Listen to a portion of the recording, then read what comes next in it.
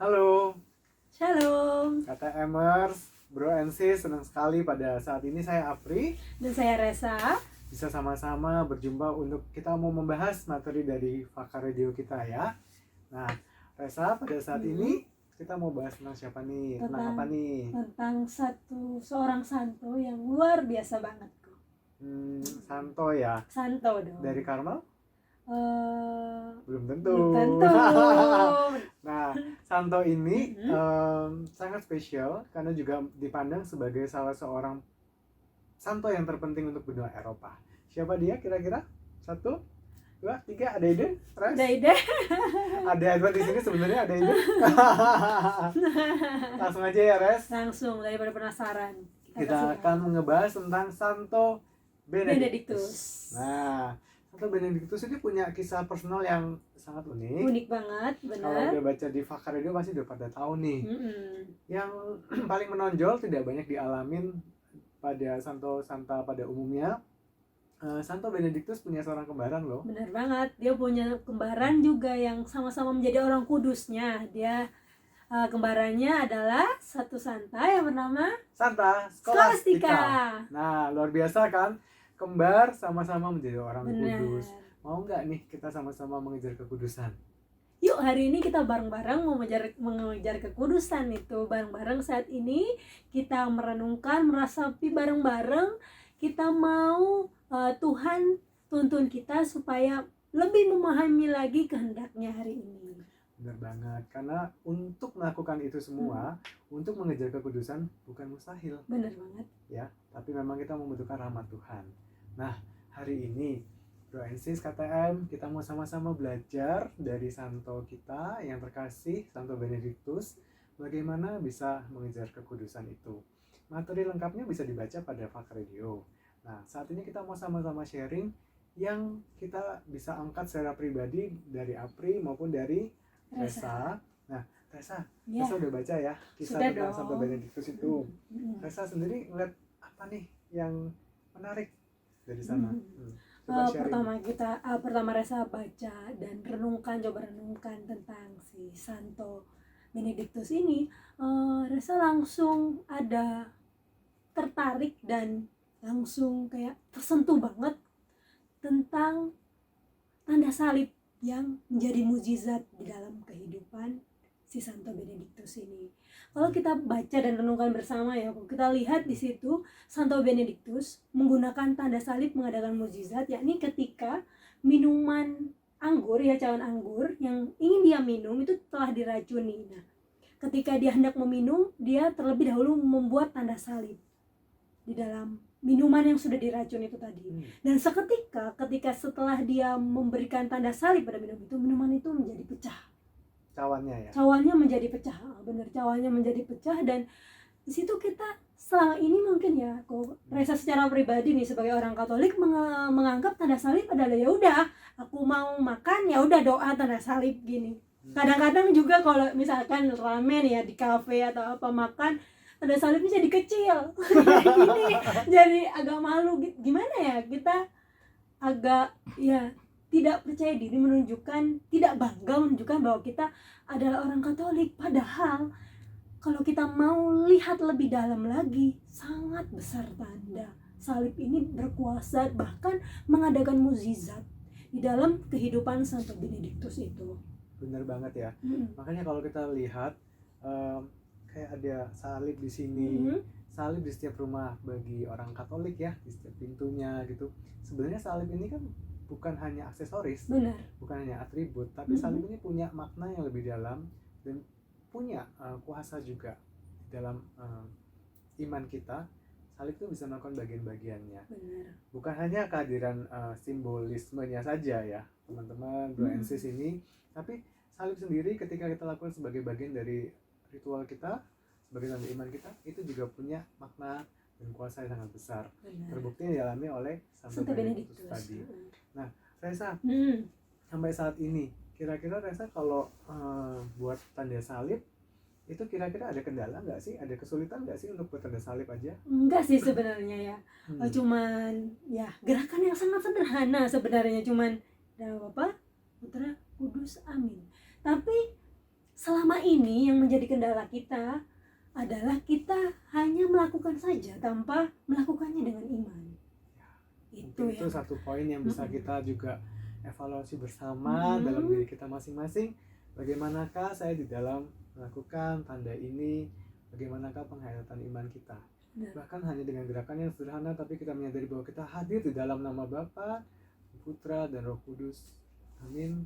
Itu sudah membawa kita masuk ke dalam hadirat Tuhan yang menyertai kita. Iya. Nah, bro and sis, dari satu peristiwa kayak gini kita lihat betapa dengan penuh iman tanda salib itu menjadi tanda penyertaan Tuhan yang bisa menyelamatkan kita semua. Iya.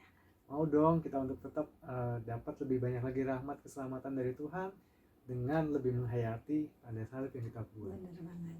Thank you ya Resa. Thank you, Poin Ko. yang itu. Benar. Kalau Nah. ke Apri nih kok, kira-kira Aku. poin apa yang didapatkan dari si Santo Benedictus yang memang kisah hidupnya luar biasa banget ya kalau kita mau baca dan kita renungkan. Benar. Santo Benedictus ini memang luar biasa banget. Kenapa aku bilang kayak gitu? Karena Santo Benedictus sejak masih muda sudah memiliki penghayatan iman yang kuat. Karena dia punya prinsip bahwa menenggelamkan diri dalam doa itu baik. Nanti tidak akan ada pengenalan akan Allah tanpa melalui kehidupan doa. Benar. Nah, ini ternyata kebiasaan-kebiasaan yang dilakukan oleh Santo Benedictus ini membuat dia juga bisa kuat dalam mengatasi godaan. Siapa sih manusia yang hidup ini yang bisa bebas dari godaan? Gak ada. Ya. Mungkin setiap kehidupan kita pasti ada godaan. Setiap orang pasti memiliki. Itulah bagaimana bentuknya, bagaimana datangnya dan kapan kita nggak pernah tahu. Tapi kita manusia biasa yang rentan menghadapi godaan. Nah, kalau tadi Rasa bilang bagaimana yang berkesan yang aku baca tentang kisahnya Santo ini, Santo Benedictus, personally mungkin karena aku ini masih berjuang ya, bergumul di dalam menghadapi setiap godaan, aku merasa pas bagaimana teladan dari seorang Santo Benedictus dalam menghadapi godaan yang timbul itu benar-benar manusiawi banget loh. Ada kejadian nih Ras, ketika Santo Benedictus ini tengah bergumul di dalam doa, ada godaan pertama sederhana banget. Godaannya itu burung gitu ya, burung hitam itu datang menghampiri beliau, mendekat. Nah, Santo Benedictus dalam doanya akhirnya memberikan tanda berkat aja, tanda salib, lalu burung itu bisa pergi gitu. Nah, kembali lagi tanda salib tadi menjadi tanda hadirat Tuhan yang membantu kita, menyelamatkan kita. Nah, setelah burung itu pergi, godaannya lebih dahsyat itu datang. Ternyata lebih lagi ya dikasih godaannya. Kita atasin satu, ada godaan lagi. Nah, jadi naik level nih ceritanya ya. Kalau kita sudah mampu dengan level godaan yang kecil, akan ada lebih. Iya, bisa jadi seperti itu. Bisa jadi supaya seperti kita itu. juga makin dimurnikan. Benar. Ya.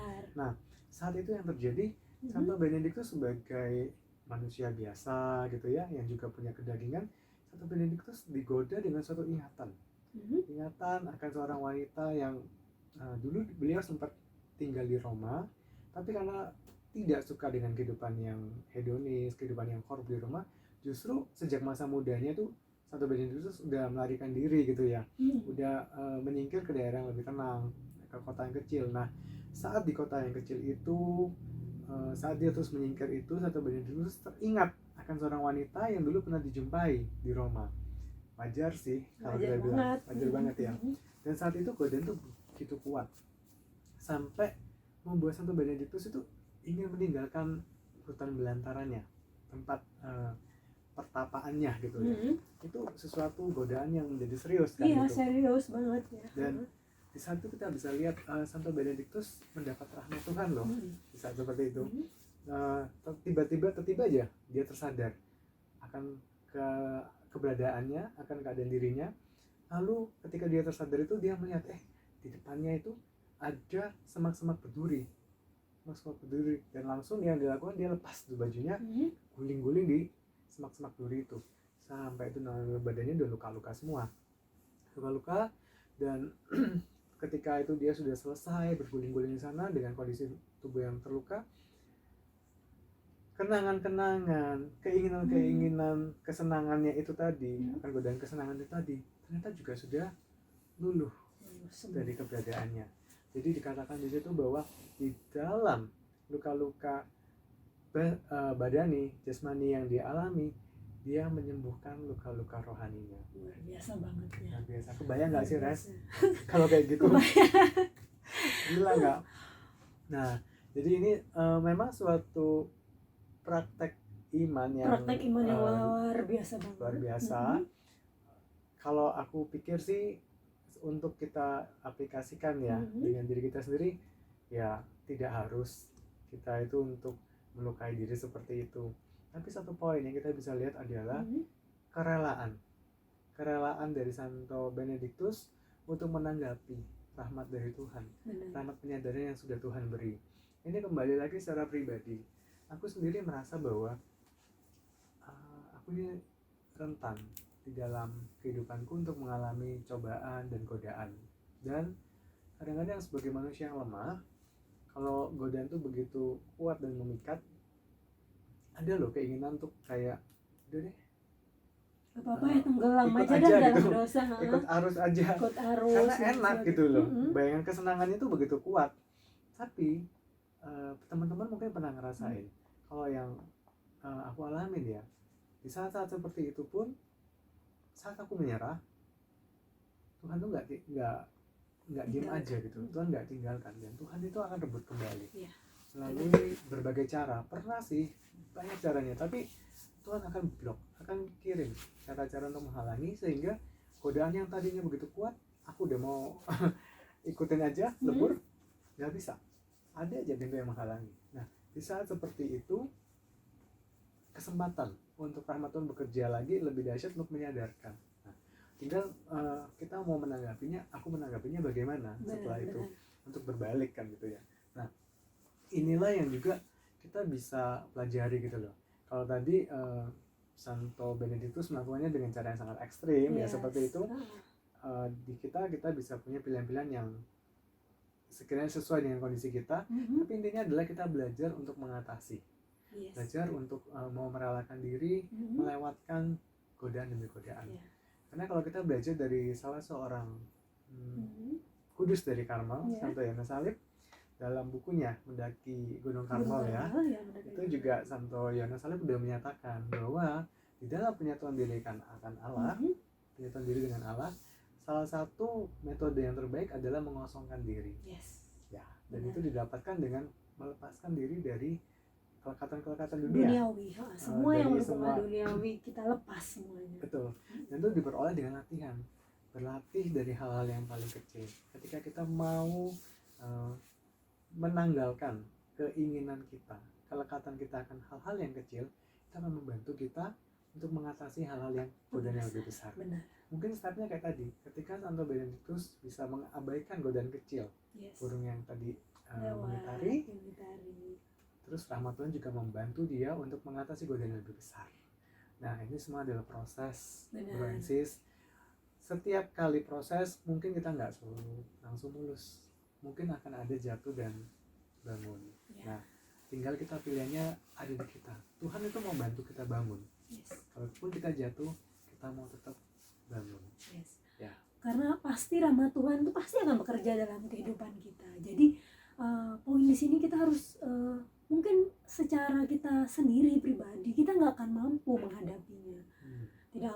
Kita akan mungkin tenggelam terus dalam dosa yang sama atau hal-hal yang duniawi banget. Tapi percayalah, Tuhan tuh nggak akan meninggalkan kita. Dia nggak akan meninggalkan kita jatuh ke dalam dosa terus menerus.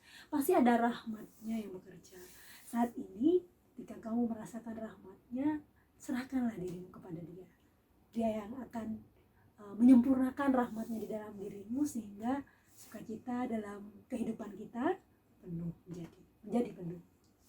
Dan mungkin satu hal yang juga kita boleh tetap pelihara di dalam hati, walaupun dosa yang sudah kita miliki merah seperti kirmisi, Tuhan dapat membuatnya kembali putih seperti bulu domba, seperti salju. Ya, jadi untuk kita semua tetaplah berpegang di dalam pengharapan kemenangan kita di dalam Tuhan. Tinggal kita lakukan bagian kita. Ya, ini poin dari aku, Res. Aku merasa itu relate banget di dalam kehidupan, karena itu ya kehidupan kita belum selesai, Yes. kita masih terus berproses. Nah, Ya, gitu Res. proses, tapi teman-teman tetap saja berpegang teguh pada Tuhan Yesus Kristus. Dia sumber kekuatan kita ya dalam menjalani apapun saja dalam kehidupan kita. Mari kita berserah. Betul. Nah, Res, salah satu proses yang bisa membantu juga untuk kita semakin berkembang, kita bisa lihat dalam kehidupan Santo Benedictus tadi adalah kesetiaannya untuk bertekun di dalam doa. Benar. Ya, doa yang seperti apa itu, Res? Sebenarnya Resa akan sharing sedikit lagi ya. Ada kutipan kata dari Santo Benedictus yang menurut Resa sangat menarik sekali. Saya bacakan ya. Boleh. Begini kalimatnya. Dengarkanlah anakku kepada pedoman Sang Tuhan dan ikutilah dengan telinga hatimu. Gimana? Ulang lagi, Res? Ulang lagi boleh ya? Sekali lagi saya ulangi. Dengarkanlah anakku kepada pedoman Sang Tuhan dan ikuti dengan telinga hatimu. Wow. Luar biasa. Mendengarkan pedoman Tuhan dengan telinga hati. Gimana? Gimana sih caranya pertama kali baca ini? Resa coba memaknai. Bagaimana sih? Apa sih maksudnya? Kok mendengarkan? Kok telinga hati gitu ya? Telinga kok di hati? Kok hati di sini, telinga di sini, kok jadi di sini? Ternyata setelah Resa merenungkan kembali suara dari Tuhan, cenderung halus, ya kan? Benar. Ya kan? Halus dan lembut. Kadang kita harus tidak hanya mendengarkan dengan telinga, tetapi kita juga harus mendengar dengan telinga hati kita. Nah, gimana cara kita supaya bisa mendengar dengan suara hati? Ya, ini ketika kita hening, berdoa dalam keheningan. Kalau mau sedikit sharing nih, masa-masa pandemi sekarang ini, kehidupan Resa pribadi jujur mengalami sangat-sangat ketakutan, takut keluar rumah, mempunyai keraguan, dengar berita kok setiap hari yang positif nambah terus, enggak Positif infected ya? Iya, benar. Benar.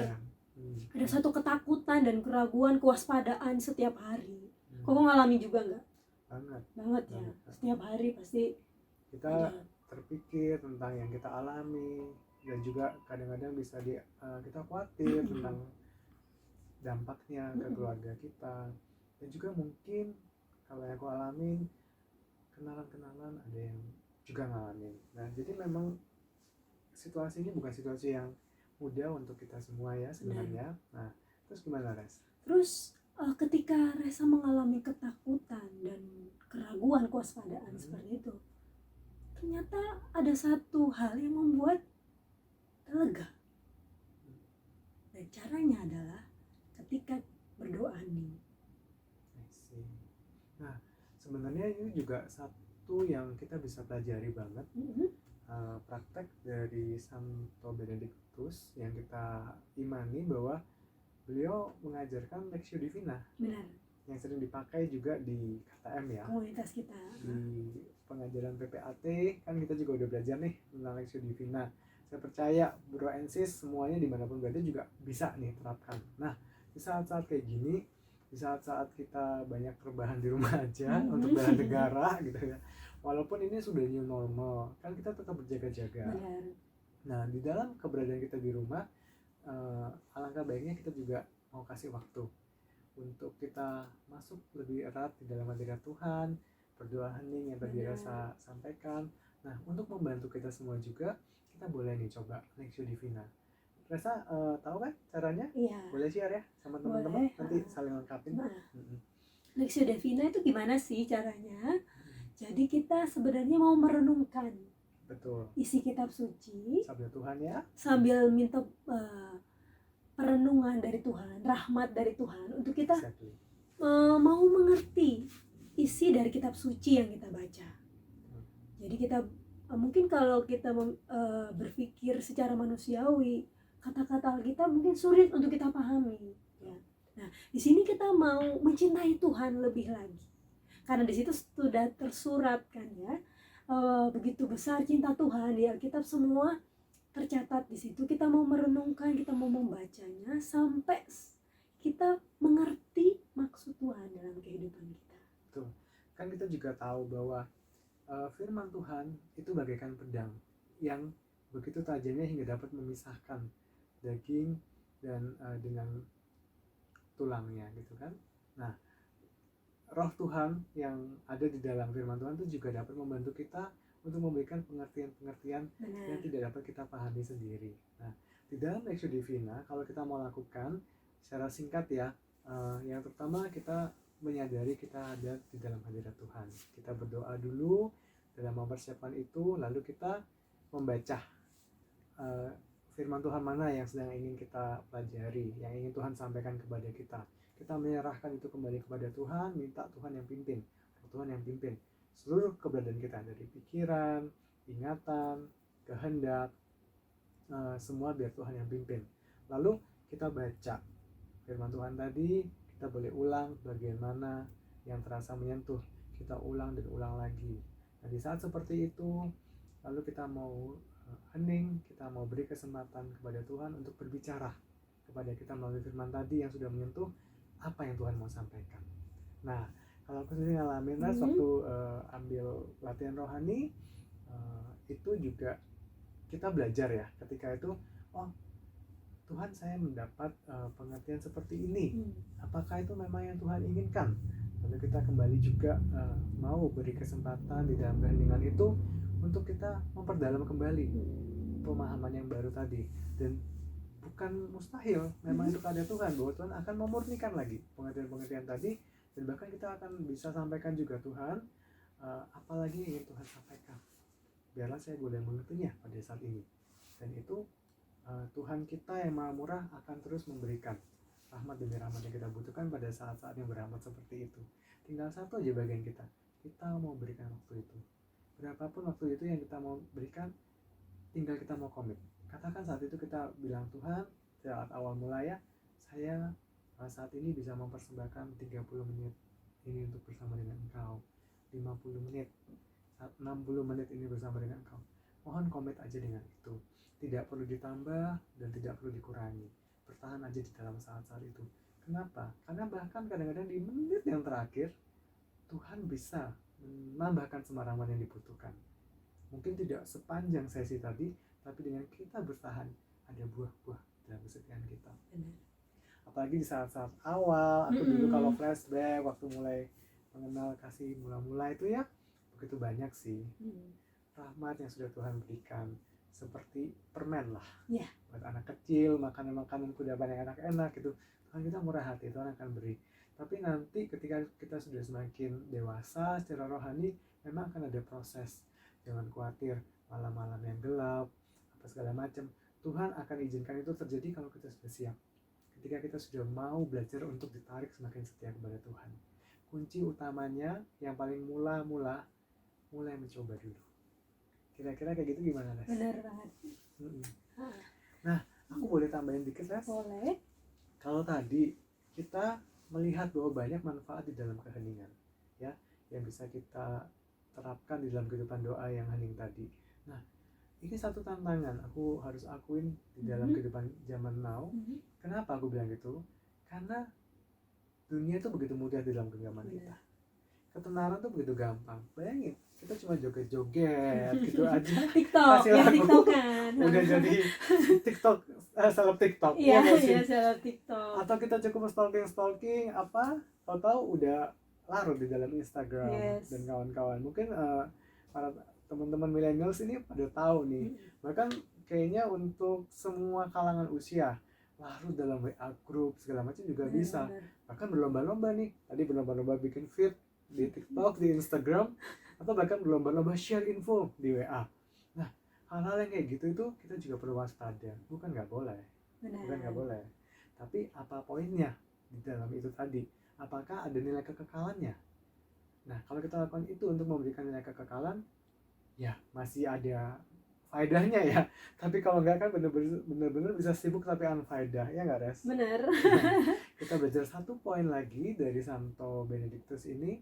Beliau nggak mengejar ketenaran, beliau nggak ngejar bagaimana bisa populer lagi, karena bahkan ketika Santo Benedictus melakukan mujizat yang pertama, Tuhan melalui dia melakukan mujizat yang pertama, Santo Benedictus bukannya kesenangan, wah kesempatan nih bisa trending topik gitu ya, enggak, dia malah lari, dia malah kabur, masuk ke dalam gua 3 tahun nggak ada yang tahu, dia sendiri berpuasa, makanan itu hanya sekali, sekerat roti dalam sehari, melakukan hal yang seperti itu tidak membuat orang itu semakin kecil.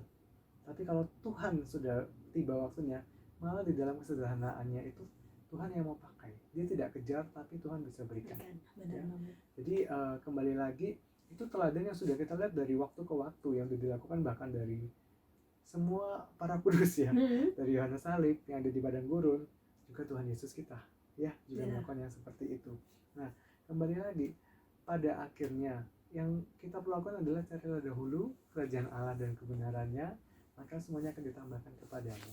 Bila sudah tiba saatnya, percayalah, kita pun akan seperti pelita yang diletakkan di tempat yang tinggi, bukan di tempat yang tersembunyi, tapi itu menurut kehendak Tuhan, biar kemuliaan Tuhan saja yang terpancar dan bukan kemegahan diri sendiri lagi.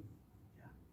Tuh, kira-kira kalau sampai di sini menurut Rasa gimana nih tantangan zaman now nih?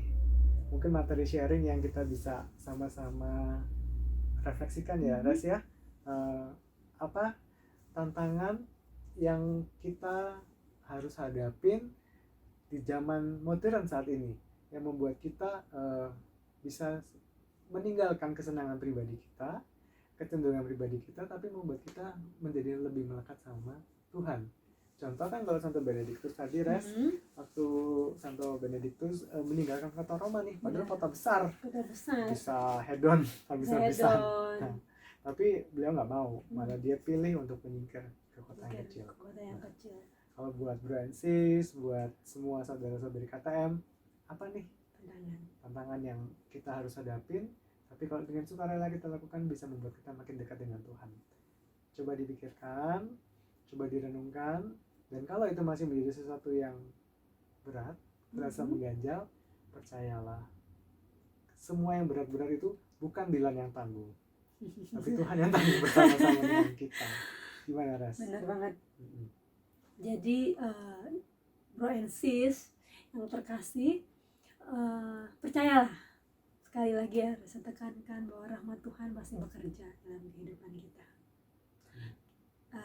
Jadi tugas kita hanya percaya saja, percaya dan percaya. Betul. Nah, untuk Bro and Sis yang terkesan dengan kehidupan dari Santo Benedictus ini, silakan diulik-ulik lebih dalam lagi materinya di Fakta Radio.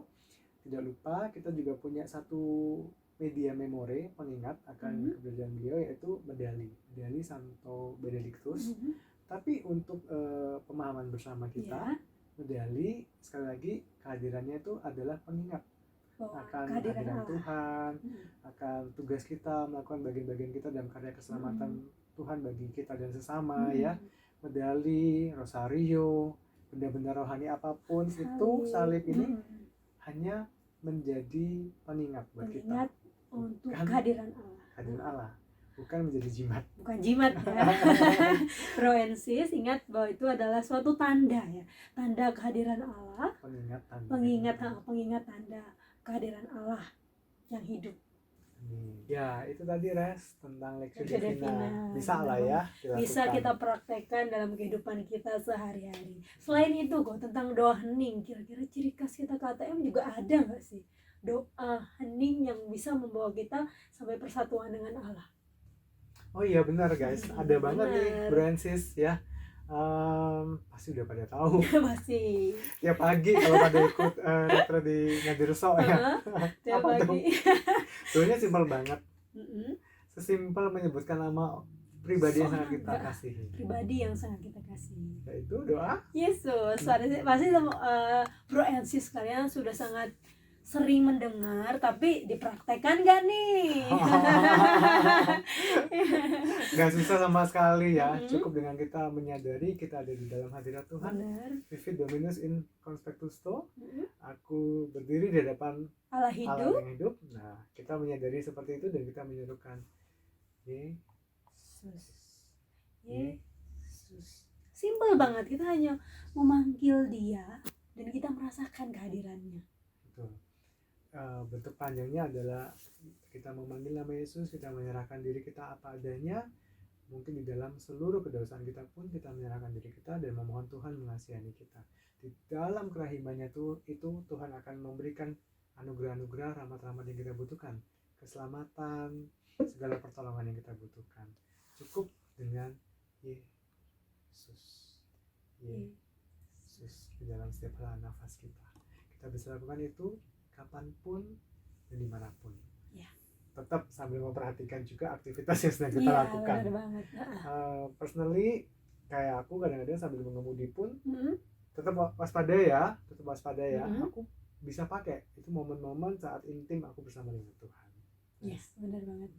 Rasa juga biasanya kalau misalkan mau ujian nih aku lagi gugup-gugupnya gitu, misalkan ujiannya lisan, itu berdoa Yesus itu sangat membantu buat rasa rileks dan percaya diri dan dilancarkan semuanya. Akhirnya hasilnya mengikuti ya berkat hadirat Tuhan. Nah, itulah ujian dalam kehidupan di sekolah, di studi kita maupun ujian dalam kehidupan nyata. Kalau aku pribadi, aku menekuni lari walaupun nggak yang hebat-hebat banget. Justru karena masih ya lari tipis-tipis, masih kayak gitu doang ya. Asal jangan lari dari kenyataan ya Pak. Nah, itu. Kadang kan kalau ikut race ya, memang bukan yang ngejar podium, tapi ada satu harapan kita bisa selesaikan challenge gitu ya, satu pertandingan yang kita ikuti. Nah, aku ngalamin tuh tahun lalu ikut event Malang Marathon. Waktu itu kategori yang terbesarnya masih yang half marathon. Dan sebenarnya nggak pede untuk ikut race, tapi karena dia encourage ya udah deh akhirnya ikut. Pelari yang 10 kiloan nih, tahu-tahu ikut yang 2 kali lipatnya 21 kilo kan berasa. 10 kilo aja aku udah ngerasain bagaimana pertolongan Tuhan dalam doa Yesus, ngatur nafas kayak gitu. Apalagi waktu half marathon, bener-bener ya untuk melakukan itu semua bukan hanya persiapan, tapi hadirat Tuhan yang membantu menyertai. Aku ngalamin nggak pakai kram, capek itu tetap ada, tapi kekuatan yang Tuhan pulihkan itu ada sampai bisa selesai. Puji Tuhan. Dan itu benar-benar satu hal yang aku pelajarin, bahwa di dalam pertandingan kehidupan kita ini pun itu kita bisa percaya, yakin dan percaya bahwa Tuhan juga sertai kita. Seperti yang aku alamin seperti itu. Cukup dengan kita mau libatkan Tuhan, cukup dengan kita membawa diri kita di hadirat Tuhan dengan menyerukan nama Yesus berulang kali setiap saat. Benar banget. Jadi doa Yesus sangat simpel. Kita dapat melakukannya sambil melakukan aktivitas kita. Tapi jangan sampai kehilangan konsentrasi untuk aktivitas kita ya. Tapi itu doa ini menjadi suatu penguat dalam kehidupan kita sebenarnya. Dan kita juga mampu menyadari kehadiran Allah yang mengasihi kita. Ya, itu kiranya rahmat Tuhan boleh memulihkan kita, karena kita tahu bahwa kita semua punya tugas di dunia ini. Tidak semua orang memiliki kesempatan untuk menarik diri sepenuhnya dari kehidupan dunia. Tapi dengan ini kita bisa memperlengkapi diri kita, melakukan bagian-bagian kita sesuai dengan kehendak Tuhan. Nah, sampai di sini untuk semua bro and sis yang mengalami segala sesuatu yang ingin di-sharingkan bersama-sama dengan kita, tenang aja, kita bisa sharing sama-sama.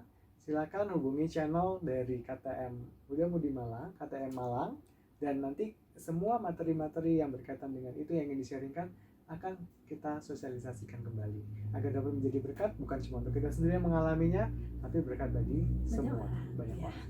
Bahkan kalau ada pertanyaan juga silakan di-sharekan. Nanti kita akan fasilitasi untuk bagaimana kita mendapat pemahaman bersama yang lebih baik atas isu-isu tadi itu. Gitu ya Res ya? Benar. Nah, ada lagi yang mau ditambahkan Res? Mungkin sampai situ dulu ya. Nah, kita berharap bahwa di tengah situasi yang seperti ini, di tengah euforia new normal seperti ini, kita semua tetap waspada, menjaga protokol kesehatan, dan tetap percaya bahwa perlindungan kita datangnya dari Tuhan yang menjadikan langit dan bumi kita. Ada keselamatan di dalam Dia dan kita tidak perlu khawatir. Ada kesempatan saat ini untuk kita semakin mendekat kepada Tuhan dengan meneladani dari Santo kita yang terkasih, Santo Benediktus. Terima kasih atas kesempatan ini. Terima kasih untuk perhatian dan sharing-sharingnya. Kami nantikan kiranya rahmat dan berkat Tuhan menyertai kita semua. Amin. Amin. Bye. Bye. See you. Take care.